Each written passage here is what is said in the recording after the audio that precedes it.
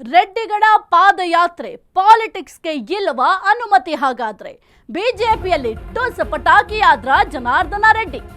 ರೆಡ್ಡಿಗಳ ಪಾದಯಾತ್ರೆ ಪಾಲಿಟಿಕ್ಸ್ಗೆ ಇಲ್ವಾ ಅನುಮತಿ? ಬಿಜೆಪಿಯಲ್ಲಿ ಟುಸ್ ಪಟಾಕಿಯಾದ್ರ ಜನಾರ್ದನ ರೆಡ್ಡಿ.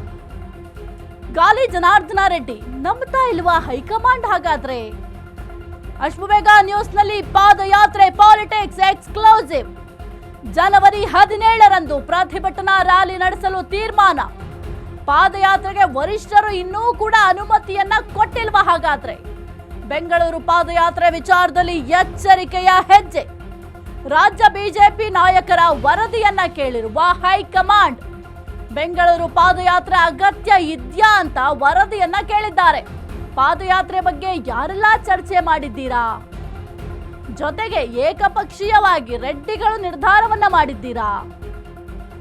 ಪಾದಯಾತ್ರೆ ವಿಚಾರದಲ್ಲಿ ಹೈಕಮಾಂಡ್ ಸೈಲೆಂಟ್ ಆಗಿದೆ. ಈ ಒಂದು ಪಾದಯಾತ್ರೆ ವಿಚಾರಕ್ಕೆ ಸಂಬಂಧಪಟ್ಟಂತೆ ಬಿಜೆಪಿ ಹೈಕಮಾಂಡ್ ಬಹಳ ಸೈಲೆಂಟ್ ಆಗಿದೆ.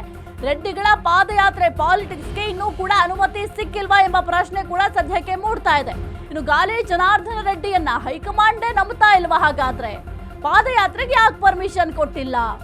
ಬಹಳ ಕುತೂಹಲಕ್ಕೆ ಕಾರಣ ಆಗಿದೆ. ನಾವು ಪಾದಯಾತ್ರೆನ ಮಾಡೇ ಮಾಡ್ತೀವಿ ಅಂತ ರೆಡ್ಡಿಗಳು ಹೇಳಿದ್ರು. ಆದ್ರೆ ಈಗ ಆ ಒಂದು ಪಾದಯಾತ್ರೆಗೆ ಬಿಜೆಪಿ ಹೈಕಮಾಂಡ್ ಅನುಮತಿ ಕೊಟ್ಟಿಲ್ವಾ? ಹಾಗಾದ್ರೆ ಕೆಲವೊಂದಿಷ್ಟು ವರದಿಯನ್ನು ಕೂಡ ಕೇಳಿದೆ. ಈ ಒಂದು ಬೆಂಗಳೂರು ಪಾದಯಾತ್ರೆ ವಿಚಾರದಲ್ಲಿ ಬಹಳ ಎಚ್ಚರಿಕೆನ ಹೆಜ್ಜೆಯನ್ನ ಅನುಸರಿಸ್ತಾ ಇದ್ದಾರೆ ರಾಜ್ಯ ಬಿಜೆಪಿ ನಾಯಕರು. ವರದಿಯನ್ನ ಕೇಳಿದ್ದಾರೆ. ಸದ್ಯಕ್ಕೆ ಬೆಂಗಳೂರು ಪಾದಯಾತ್ರೆ ಅಗತ್ಯ ಇದೆಯಾ ಅಂತ ವರದಿಯನ್ನ ಕೇಳಿದ್ದಾರೆ. ಪಾದಯಾತ್ರೆ ಬಗ್ಗೆ ಯಾರೆಲ್ಲ ಚರ್ಚೆ ಮಾಡಿದ್ದೀರಾ? ಏಕಪಕ್ಷೀಯವಾಗಿ ರೆಡ್ಡಿಗಳ ನಿರ್ಧಾರನ ಇದು ಅಂತ ಸದ್ಯಕ್ಕೆ ವರದಿಯನ್ನ ಕೇಳಿದ್ದಾರೆ. ಆ ಒಂದು ವರದಿಯನ್ನ ಹೈಕಮಾಂಡ್ಗೆ ಸಲ್ಲಿಕೆಯನ್ನ ಮಾಡಬೇಕಾಗುತ್ತೆ. ಆ ನಂತರ ಹೈಕಮಾಂಡ್ ಈ ಒಂದು ಪಾದಯಾತ್ರೆಗೆ ಪರ್ಮಿಷನ್ ಕೊಡಬೇಕಾ ಬೇಡವಾ ಅಂತ ಡಿಸೈಡ್ ಮಾಡುತ್ತೆ.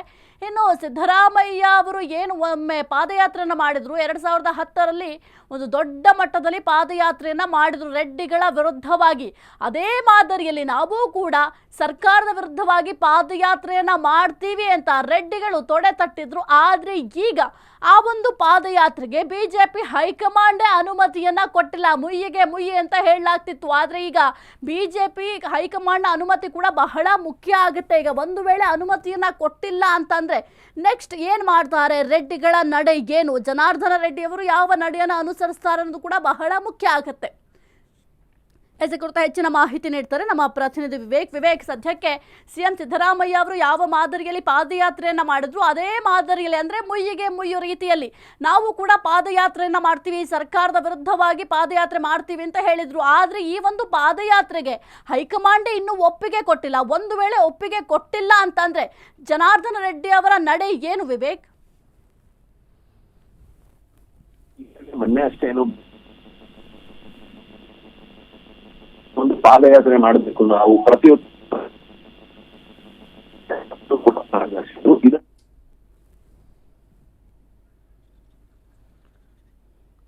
ಓಕೆ ಎಸ್, ಥ್ಯಾಂಕ್ ಯು ವಿವೇಕಿನ. ಸದ್ಯಕ್ಕಂತೂ ಗಾಲಿ ಜನಾರ್ದನ ರೆಡ್ಡಿಯನ್ನ ಹೈಕಮಾಂಡ್ ನಂಬ್ತಾ ಇಲ್ವಾ ಎಂಬ ಪ್ರಶ್ನೆ ಅಂತೂ ಸದ್ಯಕ್ಕೆ ಮೂಡ್ತದೆ. ಯಾಕೆಂತಂದ್ರೆ ಇಷ್ಟು ದಿನಗಳಾದ್ರೂ ಕೂಡ ಪರ್ಮಿಷನ್ ಕೊಟ್ಟಿಲ್ಲ. 17ನೇ ತಾರೀಕಿನಿಂದ ಈ ಒಂದು ಸಮಾವೇಶ, ಮೊದಲಿಗೆ ಸಮಾವೇಶ ಮಾಡೋದು, ಆ ಒಂದು ಸಮಾವೇಶ ಆದ ನಂತರ ಪಾದಯಾತ್ರೆಯನ್ನ ಮಾಡಲಾಗುತ್ತೆ ಅಂತ ಪ್ಲಾನ್ ಅನ್ನ ಮಾಡ್ಕೊಂಡಿದ್ರು ಬಿಜೆಪಿಯವರು. ಆದ್ರೆ ಈಗ ಸದ್ಯಕ್ಕೆ ರಾಜ್ಯದಲ್ಲಿ ಏನೇ ಒಂದು ಸಮಾವೇಶ ಮಾಡಬೇಕು ಅಥವಾ ಏನೇ ಒಂದು ಕಾರ್ಯಕ್ರಮಗಳು ಮಾಡಬೇಕು ಪಕ್ಷಕ್ಕೆ ಸಂಬಂಧಪಟ್ಟಂತೆ ಅಂತ ಅಂದ್ರೆ ಅದಕ್ಕೆ ಅನುಮತಿಯನ್ನ ಹೈಕಮಾಂಡ್ ಕೊಡ್ಲೇಬೇಕಾಗುತ್ತೆ. ಜೊತೆಗೆ ಹೈಕಮಾಂಡ್ಗೂ ಕೂಡ ಈ ಒಂದು ವಿಚಾರದ ಬಗ್ಗೆ ಅರಿವನ್ನ ಮೂಡಿಸಬೇಕು ಅಥವಾ ಈ ಒಂದು ವಿಚಾರದ ಬಗ್ಗೆ ಹೈಕಮಾಂಡ್ ಬಳಿ ಪರ್ಮಿಷನ್ ತೆಗೆದುಕೊಳ್ಳಲೇಬೇಕಾಗುತ್ತೆ. ಆದ್ರೆ ಇನ್ನೂ ಕೂಡ ಈ ಒಂದು ಪಾದಯಾತ್ರೆ ಮಾಡ್ಲಿಕ್ಕೆ ಅನುಮತಿಯನ್ನ ಕೊಟ್ಟಿಲ್ಲ. ಯಾಕೆಂತಂದ್ರೆ ಬಳ್ಳಾರಿಯಲ್ಲಿ ಯಾವ ರೀತಿ ಘರ್ಷಣೆ ಆಯ್ತು, ಗಲಭೆ ಆಯ್ತು, ಆ ಒಂದು ಘರ್ಷಣೆ ಗಲಭೆಗೆ ಸಂಬಂಧಪಟ್ಟಂತೆ ಒಬ್ಬ ಅಮಾಯಕ ಸಾವನ್ನಪ್ಪಿದ್ರು. ಕಾಂಗ್ರೆಸ್ ಕಾರ್ಯಕರ್ತ ಆದ್ರೂ ಕೂಡ ಅದು ಬಿಜೆಪಿಗೂ ಕೂಡ ಎಫೆಕ್ಟ್ ಆಗುತ್ತೆ. ಈಗ ಕಾಂಗ್ರೆಸ್ ಮತ್ತೆ ಬಿಜೆಪಿಯ ನಡುವೆ ಈ ಒಂದು ಘರ್ಷಣೆ ಆಗಿರೋದ್ರಿಂದ ಬಿಜೆಪಿಗೂ ಎಫೆಕ್ಟ್ ಆಗುತ್ತೆ ಸದ್ಯಕ್ಕೆ. ಹಾಗಾಗಿ ಬಹಳ ಎಚ್ಚರಿಕೆಯ ನಡೆಯನ್ನ ಬಿಜೆಪಿ ಹೈಕಮಾಂಡ್ ಅನುಸರಿಸ್ತಾ ಇದೆ. ಮುಖ್ಯವಾಗಿ ಬಿಜೆಪಿ ಹೈಕಮಾಂಡ್ ಎಚ್ಚರಿಕೆಯ ನಡೆಯನ್ನ ಅನುಸರಿಸಲೇಬೇಕಾಗುತ್ತೆ. ಪಾಲಿಕೆ ಎಲೆಕ್ಷನ್ ಕೂಡ ಇರೋದ್ರಿಂದ ಅದರ ಮೇಲೂ ಕೂಡ ಎಫೆಕ್ಟ್ ಆಗುತ್ತೆ. ಒಂದು ವೇಳೆ ಇವರು ಏನಾದರೂ ರ್ಯಾಲಿ ಮಾಡುವಂತಹ ಸಂದರ್ಭದಲ್ಲಿ ಅಥವಾ ಈ ಒಂದು ಪಾದಯಾತ್ರೆ ಮಾಡುವಂತಹ ಸಂದರ್ಭದಲ್ಲಿ ಅಚಾನಕ್ ಆಗಿ ಏನಾದರೂ ಅವಘಡಗಳು ಸಂಭವಿಸಿದ್ರೆ ಅದರ ಹೊಣೆಯನ್ನ ಅವರೇ ಹೊರಬೇಕಾಗುತ್ತೆ, ಮತ್ತೆ ಅವರ ಮೇಲೆ ಎಫೆಕ್ಟ್ ಆಗುತ್ತೆ. ಈಗ ಪಾಲಿಕೆ ಚುನಾವಣೆಯನ್ನ ಫೇಸ್ ಮಾಡಲಿಕ್ಕೆ ಒಂದು ಕಡೆ ಸಕಲ ರೀತಿಯಲ್ಲೂ ಸಿದ್ಧತೆಯನ್ನು ಮಾಡಿಕೊಳ್ಳುವಂತಹ ಸಂದರ್ಭದಲ್ಲಿ ಏನಾದರೂ ತೊಂದರೆ ಆದ್ರೆ ಯಾರು ಅದರ ಜವಾಬ್ದಾರಿಯನ್ನು ಹೊರ್ತಾರೆ ಅನ್ನೋದು ಕೂಡ ಹೈಕಮಾಂಡ್ ಯೋಚನೆ ಮಾಡ್ತಾ ಇರಬಹುದು. ಇದರ ಜೊತೆಗೆ ಈಗ ಸದ್ಯಕ್ಕೆ ರಾಜ್ಯ ನಾಯಕರ ಬಳಿ ಒಂದು ವರದಿಯನ್ನು ಕೂಡ ಕೇಳಿದೆ.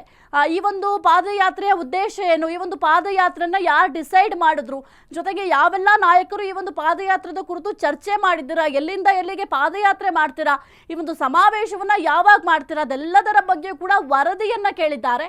ಆ ಒಂದು ವರದಿ ಸಲ್ಲಿಕೆ ಆದ ನಂತರ ಹೈಕಮಾಂಡ್ ಡಿಸೈಡ್ ಮಾಡುತ್ತೆ ಈ ಒಂದು ಸಮಾವೇಶ ನಡಿಬೇಕಾ ಅಥವಾ ಪಾದಯಾತ್ರೆ ನಡಿಬೇಕಾ ಅನ್ನೋದು ಹೈಕಮಾಂಡ್ಗೆ ಬಿಟ್ಟ ವಿಚಾರ.